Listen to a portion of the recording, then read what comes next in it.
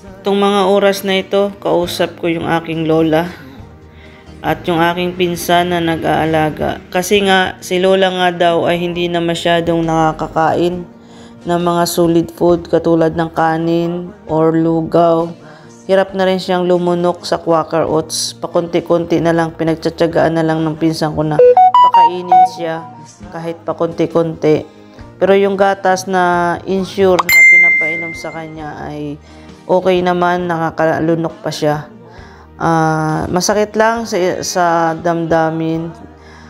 Masakit lang sa akin kasi sobrang layo namin. Nandito kami sa ibang bansa. Tapos may ganyang karamdaman yung aming lola, no?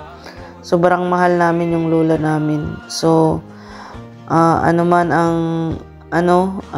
hindi ko alam kung ano yung gagawin ko. Nawawala ako, mga lodi. Parang ang sakit lang sa dibdib na wala akong magawa. Ibang lola inaalagaan ko, pero yung sarili kong lola hindi ko maalagaan. Dahil nga, kailangan ko ring magtrabaho para may pantustos din sa pangangailangan niya. Alam naman natin sa Pilipinas ay hindi ganun kamura ang mga bilihin. Kailangan kong magtrabaho. Kailangan naming magtrabaho para may panggastos sa amin.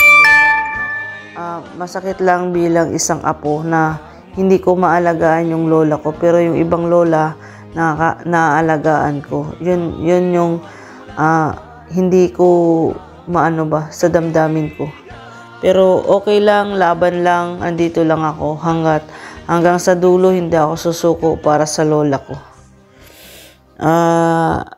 Ayun, hindi ko alam kung ano yung gagawin ko, mga lods, no?